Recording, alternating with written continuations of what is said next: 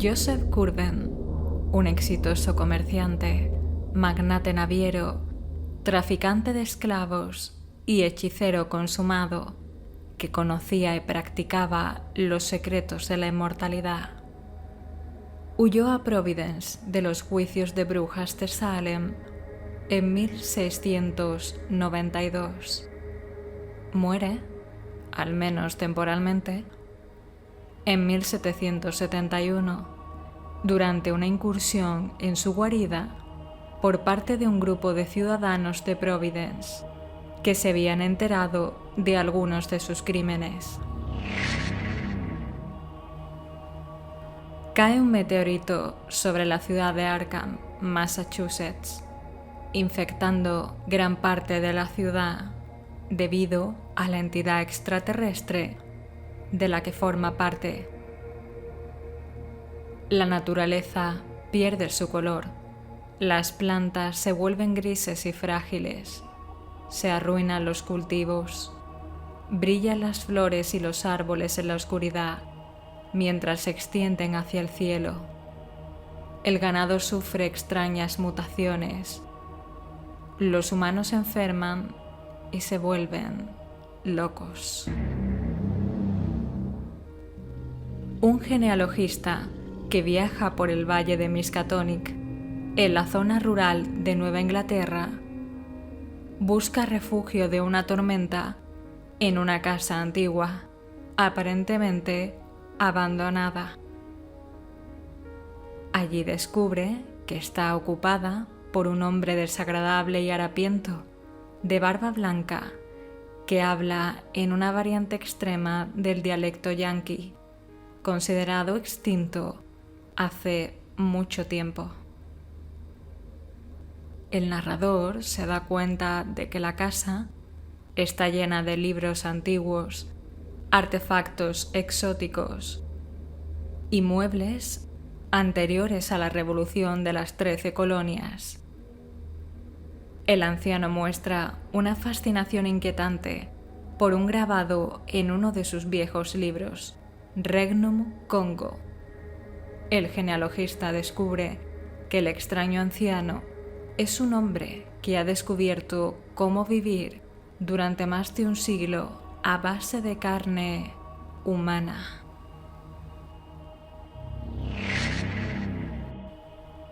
Un hombre llamado Joe Slater ingresa en un psiquiátrico. La gente lo teme por las extrañas frases que suele pronunciar en voz alta cuando está soñando. Dice ser capaz de observar en sueños ciudades hechas de luz, océanos y montañas inconcebibles, y una extraña música que parece resonar desde Algol, la estrella de los vampiros y los demonios. Un trabajador del psiquiátrico diseña un dispositivo que le permite acceder a los sueños de Slater.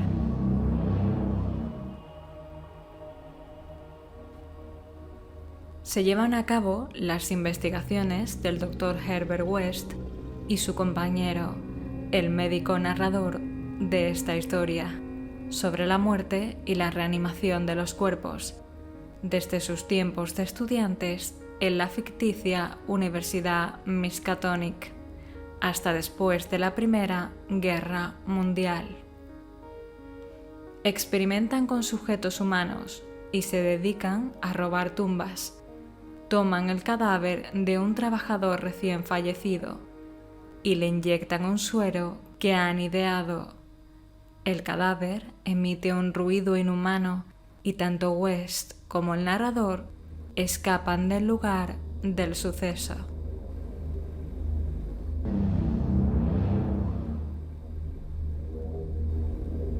El narrador, un médico que fue a la escuela de medicina con Herbert West, con quien ha colaborado activamente en sus investigaciones, informa de que éste ha desaparecido recientemente.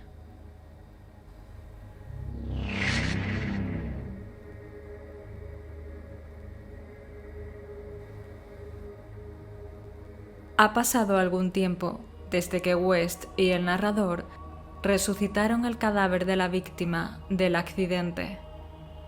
Una epidemia de fiebre tifoidea hace que West y el narrador sean llamados para ayudar a atender a las muchas víctimas agonizantes. West, que ahora se encuentra constantemente rodeado de muertos y moribundos, comienza a inyectar a sus pacientes un nuevo suero. Halsey, rival de West en sus investigaciones, sucumbe a la fiebre tifoidea y como acto final de respeto retorcido, West roba su cadáver para reanimarlo. Reanima, pero es menos inteligente y más violento. Halsey golpea a West y al narrador hasta dejarlos inconscientes y se embarca en una ola de asesinatos hasta que es internado en una institución mental local. El inspector Legras dirige una redada policial en los pantanos del sur de Nueva Orleans en busca de mujeres y niños desaparecidos. Descubre que los cuerpos son usados en un ritual centrado en una estatuilla. Los hombres que conforman el ritual son mestizos y mentalmente aberrantes. Legras interroga a los prisioneros y aprende la idea central de su repugnante fe: la adoración a los grandes primigenios que vivieron siglos antes de que existieran los hombres y que vinieron del cielo al joven mundo para doblegarlo. Espera liberar al gran sacerdote Cthulhu de su casa oscura en la poderosa ciudad de R'lyeh, bajo las aguas. Debe levantarse y traer la tierra nuevamente bajo el dominio de los grandes primigenios. Los prisioneros identifican la estatuilla como Gran Cthulhu y traducen la frase coreada como: en su casa en R'lyeh, Cthulhu muerto espera soñando. Nathaniel Wingate Peaslee es un profesor de economía de la Universidad de Miskatonic que en 1908 sufre una inexplicable amnesia y trastorno de la personalidad. Nathaniel Wingate Peaslee pasa un mes en el Himalaya. El narrador descubre en su casa el cadáver perfectamente conservado de un hombre. West explica que, durante la ausencia del narrador, perfeccionó un tipo de líquido embalsamador que conserva perfectamente un cadáver. Inyectado en el momento preciso de la muerte, el químico evita que la descomposición comience. West le revela al narrador que el hombre muerto en su casa es un vendedor ambulante que sufrió un infarto durante un examen físico. Como el hombre murió ante los ojos de West, pudo preservarlo con el líquido y ha estado esperando que el narrador regrese para que los dos puedan reanimar el cuerpo juntos. West le inyecta al hombre su último suero. Poco a poco empiezan a aparecer signos de vida. Justo antes de que el hombre regrese de los muertos, comienza a gritar y a golpearse violentamente, revelando que West es de hecho su asesino. Nathaniel Wingate Peaslee hace un viaje en camello a los desiertos inexplorados de Arabia. En la ciudad rural de Dunwich, Massachusetts, son concebidos 2 niños en el vientre de Lavinia Whatley a través de su unión con el dios Yog-Sothoth. Nathaniel Wingate Peaslee hace un viaje hasta el Ártico. Lavinia Wadley da a luz a un hijo, Wilbur Wadley, y a otro, el horror de Dunwich, uno con aspecto humano, el otro como una aberración. Las colinas retumban y los perros ladran sin cesar. Muestran un odio instintivo. Wilbur es reconocido de inmediato por su fealdad, descrito como un niño oscuro con aspecto de cabra. Nathaniel Wingate Peaslee parece recobrar la memoria. Un hombre que es sobrecargo en un barco es abordado por un buque alemán en el Pacífico, al comienzo de la Primera Guerra Mundial. Los tripulantes pasan a ser prisioneros de guerra.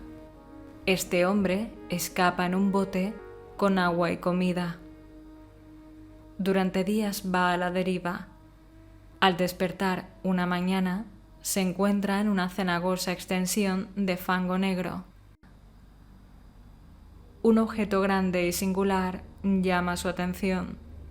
Se trata de un monolito perfectamente tallado. En su superficie halla inscripciones y relieves pictóricos que representan a seres de un mundo submarino, aparentemente humanos. Surge un inmenso y espantoso monstruo, cuyos brazos escamosos rodean la gran roca al tiempo que prorrumpe en sonidos pausados. El hombre huye hasta llegar al bote mientras una tormenta se desata. Rescatado por un barco norteamericano, despierta en un hospital de San Francisco. Se interesa por la vieja leyenda filistea de Dagón, el dios pez, pero la encuentra demasiado convencional. Las visiones de pesadilla del monstruo le atormentan insufriblemente durante las noches. Decide suicidarse arrojándose por la ventana de una buhardilla. Y es entonces cuando sabe que no podrá escapar. West se une a la Primera Guerra Mundial como un medio para conseguir más cuerpos. Sus experimentos ahora incluyen aislar partes del cuerpo y reanimarlas de forma independiente. West se hace amigo de su oficial al mando, el mayor Sir Eric Morland Kaplan Lee, también médico, y comparte con él sus teorías y métodos sobre la reanimación. Poco después, Clapham muere cuando su avión es derribado. West comienza a trabajar en su cuerpo. Clapham casi fue decapitado en el accidente y West termina el trabajo e inyecta el suero en el cadáver, colocando la cabeza en una tina. El cadáver cobra vida y comienza a retorcerse violentamente, reviviendo sus últimos momentos de vida. La cabeza cortada de Clapham grita. Justo en ese momento, el edificio es destruido por una bomba. Henry Wentworth Ackley es un hombre que vive en una granja aislada cerca de Townshend, Vermont. Realiza grabaciones en Dark Mountain para tener pruebas de la existencia de una raza alienígena. Conforma un registro fonográfico de la raza extraterrestre cantando junto a agentes humanos que veneran a varios entes, entre ellos Cthulhu y Nyarlathotep. Al mismo tiempo, se suceden temblores de tierra percibidos por los habitantes de Aylesbury. Los sueños de Nathaniel Wingate Peaslee se vuelven cada vez más nítidos y aterradores, y descubre la razón de sus gritos al despertar: la existencia en el pasado de una raza de extraños alienígenas, la gran raza que desapareció de la Tierra hace eones debido a la venganza de otra antigua raza. El testimonio de Randolph Carter es el testimonio en primera persona del personaje titular, que fue encontrado vagando por el pantano en un shock amnésico. En su declaración, Carter intenta explicar cómo desapareció su compañero, el ocultista Harley Warren. Warren ha tomado posesión de un libro, escrito en un idioma desconocido, prohibiendo a Carter verlo. Carter menciona que Warren tiene otros libros extraños y raros sobre temas prohibidos, varios de los cuales están en árabe.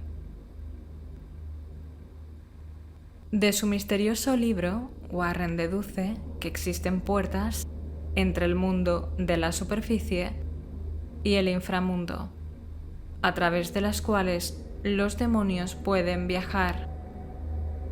Él alienta a Carter a viajar con él a la ubicación de uno de esos portales, un antiguo cementerio cerca de Big Cypress Swamp. Al llegar, Warren localiza una tumba y la abre para revelar una escalera que desciende a la tierra. Tomando una linterna, deja a Carter en la superficie y sigue las escaleras hacia la oscuridad, comunicándose con su compañero por un cable telefónico.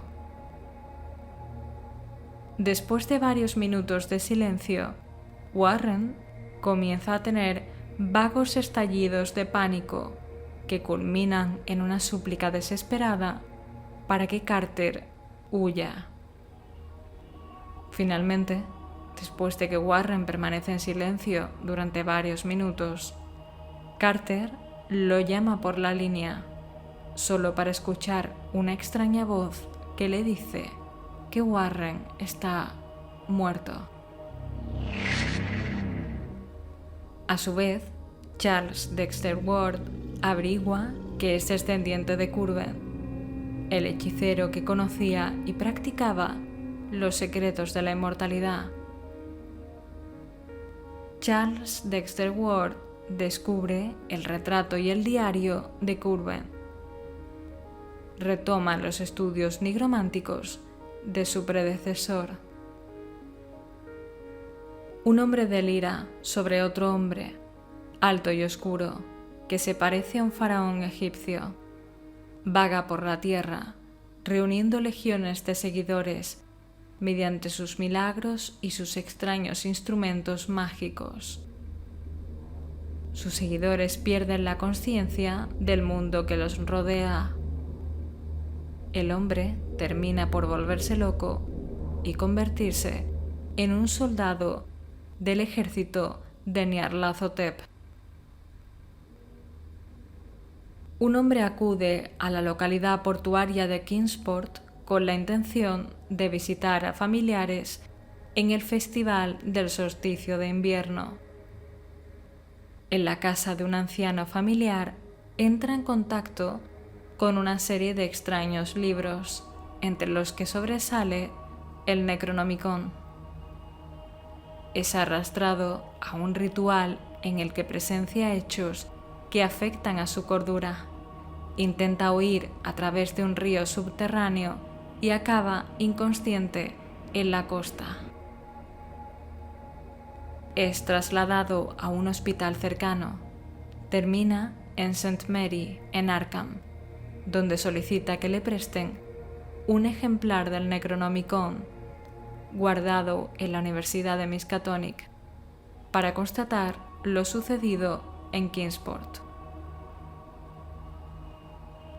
Un año después de regresar de la Primera Guerra Mundial, West, degenerado aún más en su pensamiento, se muda a una casa que está directamente conectada a un antiguo sistema de catacumbas que sirvieron como tumbas para los primeros pobladores.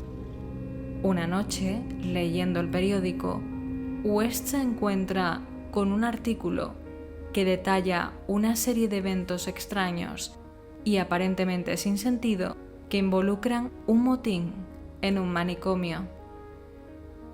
Un hombre con cabeza de cera, Clapham, seguido por un grupo de seguidores de aspecto inquietante que llevaban una caja, exigieron que el asesino caníbal Halsey, que estuvo encerrado en el manicomio 16 años antes, les fuera entregado. Los testigos afirmaron que su voz no procedía de él mismo, ya que sus labios o rostro de cera no se movían. West pasa el resto de la noche en un estado casi catatónico, hasta que alguien llama a la puerta. Una de las figuras le presenta al narrador la caja grande, que luego el narrador le da a West. West se niega a abrir la caja e insiste en que la incineren. Los dos hombres lo llevan al sótano y la queman. Tan pronto como la caja se quema, los zombies atraviesan la pared de la casa de West a través de las catacumbas a las que está conectada. Los zombies atacan a West. Como insulto final, el comandante Clapham Lee decapita el cadáver de West antes de conducir a su ejército de zombies hacia la noche. Henry Anthony Wilcox, un joven de aspecto neurótico y exaltado, aborda al profesor Angell con un singular bajorrelieve de arcilla, aún húmedo y fresco. Le pide ayuda, dados los conocimientos arqueológicos de su anfitrión, para identificar los jeroglíficos del bajorrelieve. El joven confiesa haber tenido un sueño sobre extrañas ciudades, más viejas que Tiro, la Esfinge o Babilonia, con sillares titánicos y monolitos que rozaban los cielos, todos ellos goteantes, de verdes exudaciones, siniestros, con latente terror. Gustav Johansen, un noruego de cierta educación, que era segundo oficial en la goleta de 2 palos Emma de Auckland, zarpó del Callao el 20 de febrero con una tripulación de 11 hombres. El Emma, según contó, fue retrasado y arrastrado muy al sur de su curso por la gran tormenta del 1 de marzo. El 22 de ese mismo mes se cruzan con el Alert, tripulado por una banda de canacos y mestizos extraños y de aspecto maligno. La extraña tripulación comienza a disparar salvajemente y sin previo aviso contra la goleta. Los hombres del Emma se defienden y aunque la goleta comienza a hundirse, se las arreglan para llegar borda con borda con su enemigo y asaltarlo, enfrentándose a la salvaje tripulación del yate en la cubierta del mismo y viéndose obligados a darles muerte a todos. Proceden a tripular el yate capturado. Al día siguiente, arriban y desembarcan en una pequeña isla, aunque no se sabe que exista ninguna en esa parte del océano, y 6 de los hombres, de alguna forma, mueren en tierra. El carguero Vigilant, procedente de Valparaíso, avista el pecio de Alert y, aunque aparentemente abandonado, al abordarlo, descubren que contiene un superviviente en estado de semidelirio, Gustav Johansen. Luego de regresar de viajes donde se hizo con saberes ocultos y oscuras amistades, Charles Dexter Ward vuelve a Providence para buscar la tumba de su antepasado. Tras recuperar los restos de su antepasado, recita fórmulas incansablemente y cánticos de ritmo extravagante, mezclados con el entrechocar de cristales, el gorgoteo que produce al hervir los productos químicos, el rumor del agua corriente o el rugir de las llamas del gas. Los perros ladran espantosamente. Un horrible hedor se expande por toda su casa. En medio de aquella pestilencia se produce un centelleo como el de un relámpago.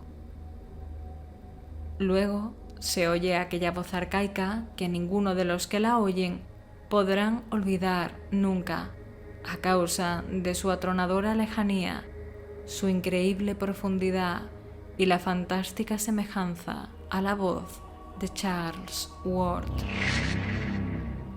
Robert Olmsted busca la manera más económica de llegar a Arkham.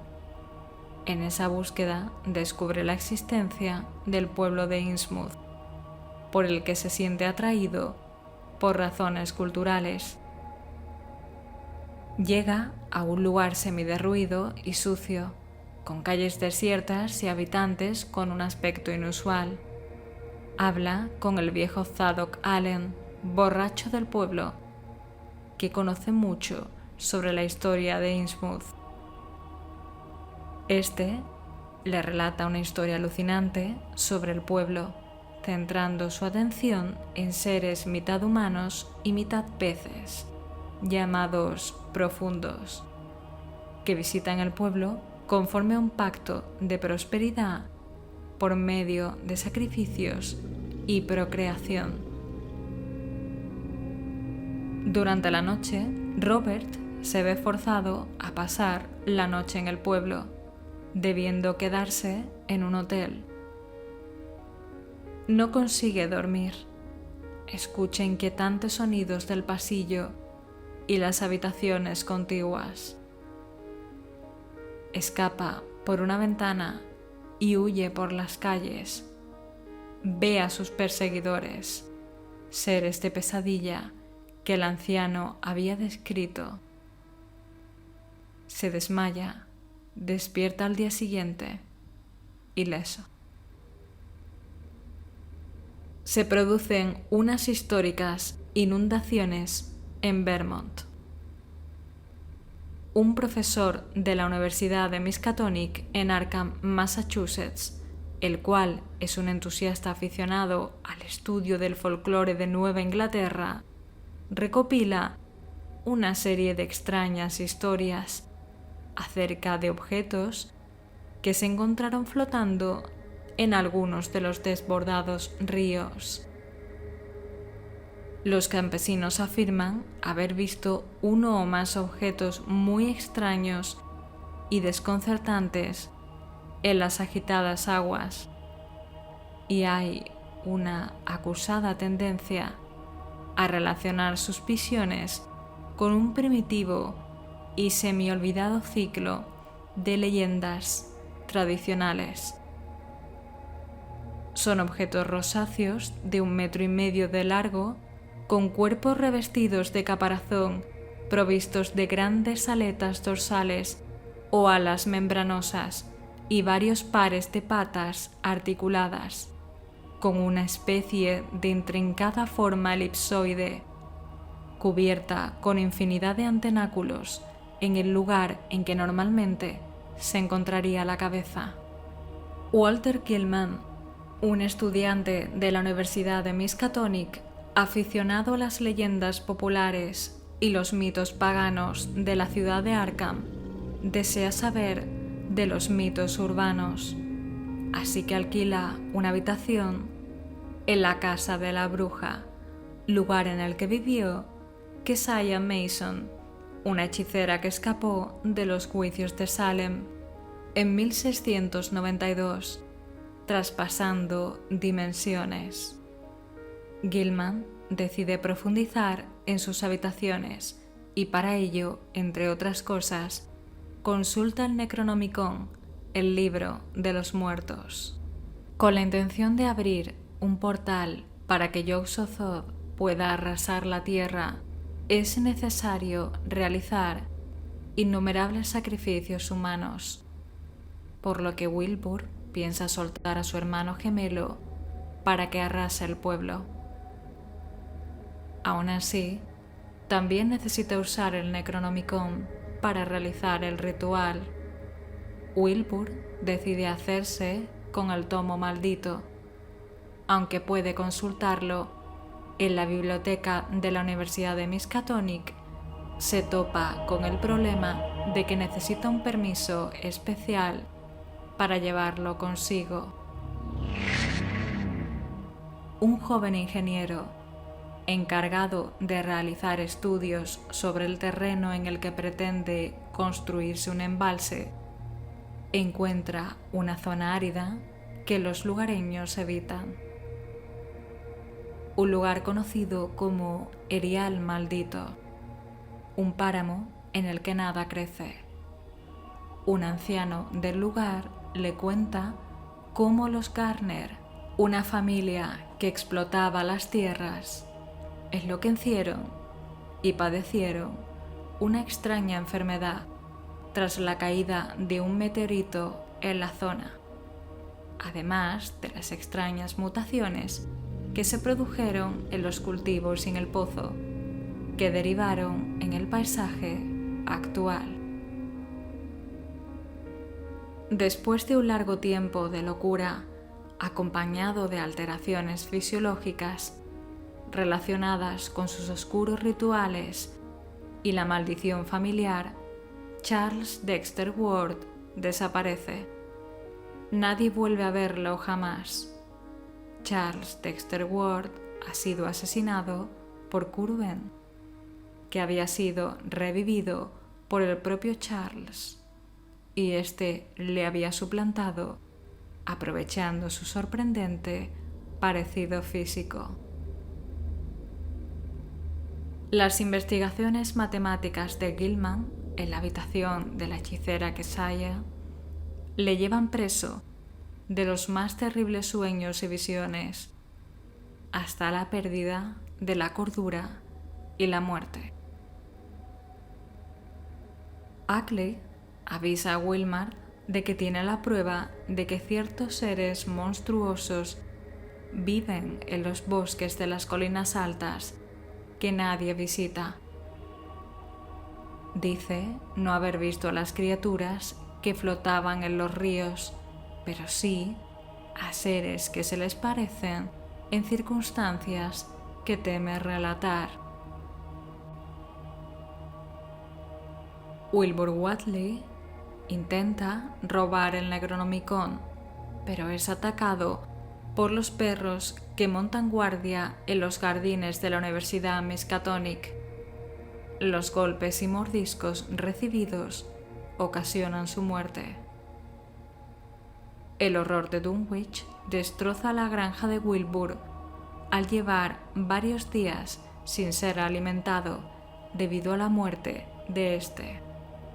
El ser es invisible, aunque deja enormes huellas y hace desaparecer a varias familias. Presionado por Ackley, Wilmar viaja a Vermont, trayendo consigo las cartas y las fotografías de evidencias que le ha enviado.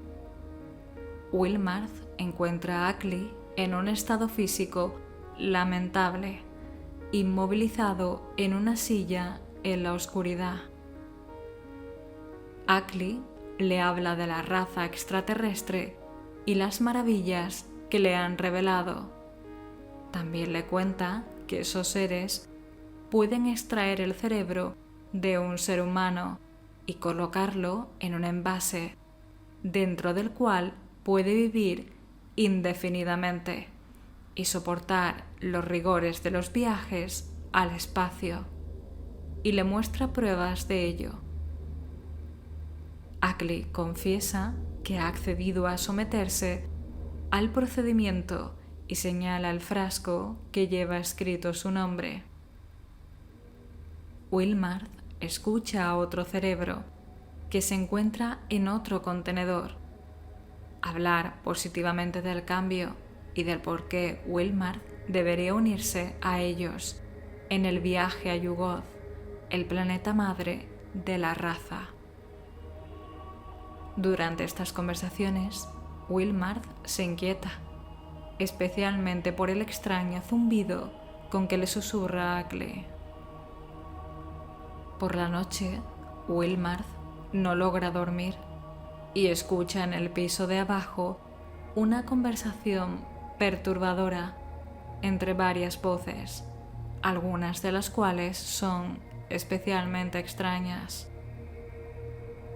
Una vez que todo queda en silencio, baja las escaleras para investigar. Se encuentra con que Ackley ya no está, pero su túnica está en la silla. Al acercarse, hace un descubrimiento horroroso entre los pliegues de la túnica, lo que le hace huir a toda prisa, llevándose el coche de Ackley. Cuando las autoridades van a investigar al día siguiente, no encuentran más que una casa tiroteada. Wilmarth declara el descubrimiento que lo hizo huir. Cara y manos dejadas atrás fueron utilizadas por algo no humano para parecer un hombre. El Dr. Armitage llega a Dulwich y tras adquirir en la Universidad de Miskatonic los conocimientos necesarios para acabar con el ser invisible, utiliza un polvo mágico que vuelve visible al monstruo invisible, resultando ser el hermano gemelo de Wilbur Whateley, más similar a su padre, Yog-Sothoth, que a Wilbur. El Dr. Armitage lleva a Wilbur a la cima de Sentinel Hill. Allí realiza un extraño ritual con el que consigue que Yog-Sothoth reabsorba a su hijo. Asenath aparece en la vida de Edward cuando éste tiene 38 años. Ella toma un curso especial sobre metafísica en la Edad Media en la Universidad de Miskatonic. La joven tiene mala fama. Algo indefinible en su expresión hace que la gente sensible evite su trato. Es descendiente de la rama de los Wade de Innsmouth, una población llena de leyendas sobre horrendos pactos y seres abominables. Una expedición de la Universidad de Miskatonic pretende conseguir muestras de rocas y tierra de niveles muy profundos y de diversos lugares del continente antártico, con la ayuda de la notable perforadora ideada por el profesor Frank H. Pavody de la Facultad de Ingeniería. Así pues, una expedición organizada por la universidad zarpa rumbo a tierras antárticas desde el puerto de Boston. Utilizando botes pequeños, la expedición logra desembarcar con dificultad en la isla de Ross poco después de medianoche. Experimentan profundas y complejas sensaciones al pisar por primera vez la Antártida. Desembarcan el equipo de perforación, los perros, los trineos, las tiendas, los bidones de gasolina, el equipo experimental de fusión de hielo, las máquinas de fotografía, tanto normales como aéreas, las piezas de los aeroplanos y demás accesorios, entre ellos 3 aparatos portátiles de radio. La desventura llega a ellos mediante un vuelo de reconocimiento, en donde se tropiezan con una impactante cordillera oscura, colmada de perversidad. La expedición de Lake llega a la bahía de McMurdo. Mientras anda en la búsqueda de fósiles, el profesor Lake encuentra huellas triangulares, aproximadamente de 30 centímetros de ancho. A causa del encuentro de esta huella, se decide llevar a cabo una incursión hacia el noroeste. Lake sospecha que la huella encontrada corresponde a una especie que evoluciona. Lake parte al noroeste con 11 personas más, en total 12 hombres. Tras toparse con una cordillera de montañas más altas que el Everest, realizan una prospección en las estribaciones que les permite acceder a una cueva subterránea, donde hallan esqueletos fosilizados con marcas de desgarro o mordeduras, formaciones rocosas o estructuras ajenas a todo lo conocido, así como un fósil o cuerpo con forma de barril y aspecto vegetal, con alas plegadas y deteriorado en sus extremos. Lake deduce que fue quien dejó aquella marca triangular en la roca. También había rocas talladas con forma de estrellas de 5 puntas. Luego encuentran otros 13 ejemplares orgánicos más, 8 de ellos en perfecto estado, los cuales son sacados a la superficie sin que se apercibiera a los perros, dado que no soportan el olor de estos especímenes. Lake deja de responder a las llamadas por radio. Se realiza una expedición al campamento de Lake. Todo el grupo había sido exterminado, 11 muertos seguros y un desaparecido. No ha sobrevivido ninguno de los perros y el cercado de nieve, apresuradamente construido cerca del campamento, está destruido casi totalmente. Se hace un vuelo de investigación hacia las laderas de las altas montañas, estructuras y ruinas no humanas que asemejan cuadros de Nikolai Roerich. En el campamento de Lake, otros miembros arreglan los otros 2 aeroplanos. El protagonista oculta todo lo posible lo sucedido y visto al resto del mundo para que nadie vuelva allí. Regresan a la base, pero más al norte. Un miembro de la expedición está nervioso, ya que vio algo que no lo deja dormir. El informe de Lake abre apetito de paleontólogos y naturalistas y dicen que quieren hacer una nueva expedición llamada Starkweather Moor. El protagonista se empeña en disuadirlos de que vayan allí. Deciden ir al sur a buscar a un desaparecido. A una altura de 7.000 metros ya no hay nieve, solo estructuras rocosas. Llegan por aire a una montaña. Son sus cuevas y laberintos las que conducen sus pasos hacia la raza de los primordiales. Allí hay huesos, triturados y astillados, pero fácilmente identificables como humanos. Huesos cuya evidente contemporaneidad no encajan con la remota fecha en que tuvieron que ser introducidos en el desván de bajo techo.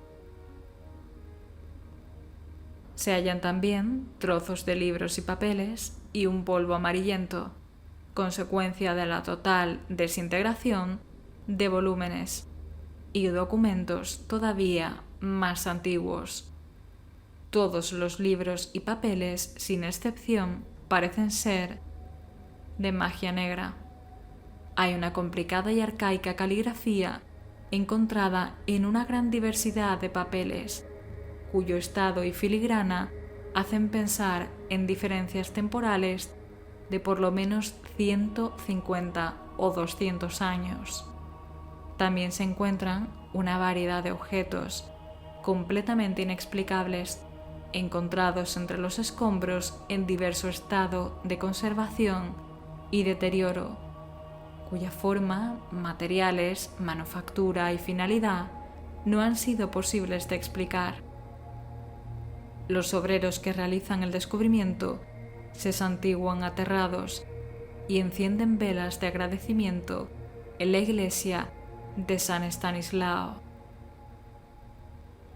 En el oeste del gran desierto arenoso existen peculiares leyendas referentes a viejas ciudades con ingentes edificaciones de piedra y extraños dibujos jeroglíficos, algunas de las cuales se refieren al viejo gigante que duerme desde hace siglos bajo tierra con la cabeza recostada en su brazo y que algún día despertará y devorará al mundo. Existen antiquísimos y semiolvidados relatos de enormes chozas subterráneas, hechas con grandes piedras, con pasadizos que bajan y bajan, en las cuales han sucedido cosas horribles. Existe un grupo de raras piedras labradas de un tamaño aproximado de 1 metro de alto por 60 de ancho y otros tantos de grosor, muy afectadas por su exposición a los elementos, idénticas a las que Nathaniel veía en sueños y que aparecen descritas en las leyendas. Robert Blake, pintor y escritor de relatos de misterio, a tenor de su dificultad para encontrar trabajo, se dedica a la literatura como fuente de ingresos. Blake investiga libros prohibidos y es así como consigue una reproducción de The Burmese Mysteries. Viaja a Providence para que un amigo pueda traducirle el latín arcaico en el que está escrito el libro. Durante la visita, la casa de su amigo arde hasta los cimientos, con este dentro. Tras este incidente, Blake abandona Providence a toda prisa. Vuelve en 1935. Blake se obsesiona con una iglesia abandonada debido a extraños sucesos relacionados con el edificio.